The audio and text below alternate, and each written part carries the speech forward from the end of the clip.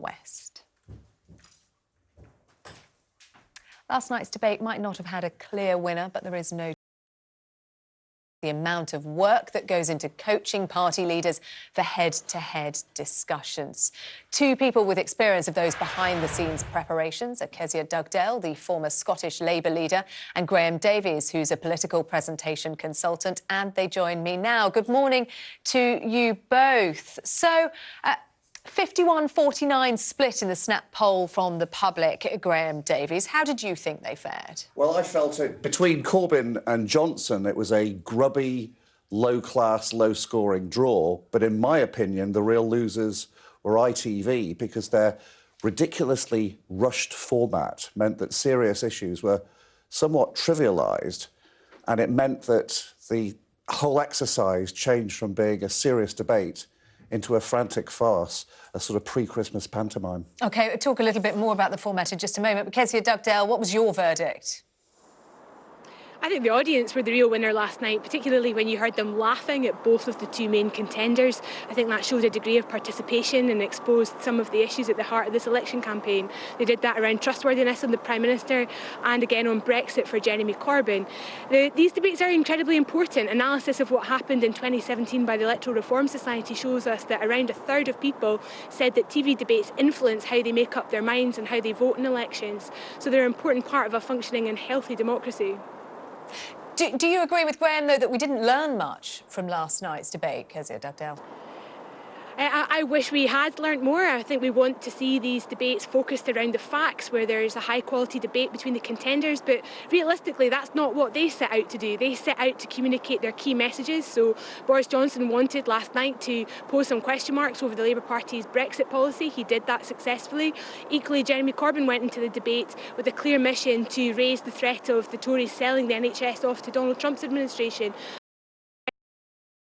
Very successful at doing that. So given the strategies that both party leaders will have gone into that election debate with, I would think both of them will have come away quite happy. Graham Davies, do you agree they'll both have come away feeling relatively happy with their performance? Where do you think they were at their strongest and also at their weakest? Well, the ideal television political performer in a debate scenario is somebody who combines carefully controlled calculation at the core with a sprinkling of sparkling spontaneity over the top of it. And Jeremy Corbyn was one who managed to do that combination the most effectively. He had the quickest responses in that quick-fire question round on the Christmas present, for example. Absolutely. In the rather flawed debating format, he was the man who managed to adapt to the circumstances faster. He managed to do fast, crisp, punchy answers to questions and was able to generate rounds of applause and laughter. However, the biggest palpable hit was scored by Boris Johnson by continually pinning him down on whether he would vote for or support Leave or Remain in any future referendum.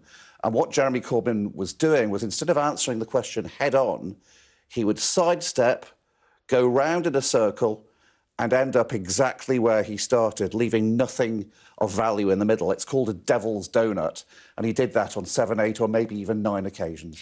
Do you think Boris Johnson's strategy, though, of repeating this message of get Brexit done, which he rammed home well and truly last night, regardless of what he was asked about, really, do you think that worked, or do you think the audience would have been thinking, OK, enough now? I think it's a technique that belonged more in 2015 than 2019. A Linton Crosby type. Of Linton Crosby continually repeating, banging the audience over the head. But I think now, with the instant access to social media that we have 24 hours a day, the general viewing audience are wise to that ploy. And very quickly, constant repetition means that the politician who's doing the repeating becomes a parody of himself, his own spitting image puppet. It was almost as if he was going towards the disastrous repetition that we saw of Strong and Stable, and Boris Johnson was a graduate of the Theresa May School of political debating. And in terms of their style and the preparation, Kezia Dugdale, you have spent hours, days behind the scenes advising politicians on their prep. How did they fare? What were their tactics and were they successful? It's interesting, and it changes from one politician to another, the degree to which you prepare for events like this. You know, there's that famous Dolly Parton phrase about it takes a lot of money to look this cheap. When it comes to TV debates, I think it takes a lot of time to look this authentic. So there's been a lot of time being put into developing the policies, building the argument on the policies, and then building the language on the argument, those zingy one-liners, those little phrases that people remember. And I think repetition does work. You know, people might have been bored about hearing Boris Johnson repeatedly question Jeremy Corbyn's Brexit policy, but they will remember it. And if that's the thing he wants to land, then I'm afraid he did achieve that. Interestingly, though, the YouGov poll, which showed Boris Johnson and Jeremy Corbyn going 51 to 49, a slight win for Boris Johnson, but within the margin of error.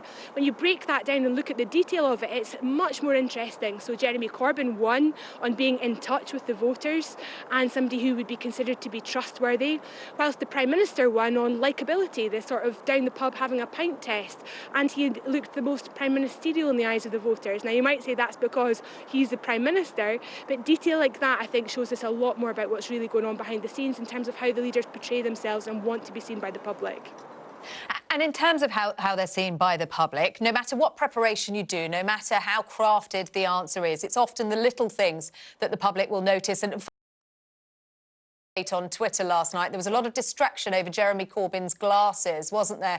And also criticism of Boris Johnson for talking over the host, Julie Etchingham. Do those things alienate audiences? I just think this is sideshow issues. I mean, Jeremy Corbyn's spoken quite openly about having an eye problem earlier this year. I think the glasses are attached to that particular issue. If we'd had two female leaders in front of us, we would all have been talking about what they were wearing. But, you know, if we spend airtime talking about that, we're really missing the point, and we should be focusing on the substantive issues at the heart of this election campaign, because at the end of the day, this is about who's going to govern over us for years to come. Graham, just before we finish, what impact do you think last night's debate will have? It was historic because it was the first head-to-head between the two leaders that we have ever seen. Will it make a difference in the long term? Postal votes are going out, of course. Of course they are. Well, going back to the origin of political TV debates in 1960, the Kennedy-Nixon debates, and since then, over the last 70 years, 60 years, we haven't really seen a debate that's made any major difference to the eventual result of any election in any country, and I think that's going to be the case. Made a difference to Nick Clegg? Maybe a little, but on the other hand, he actually lost a seat in that general election. He went down in 2010 from the 2005 total number of seats that the Lib Dems had. So it looked as though it made a difference in that election. In the end, it made no difference whatsoever. OK, Graham Davies, Kezia Dugdale, thank you both very much indeed for your time this morning.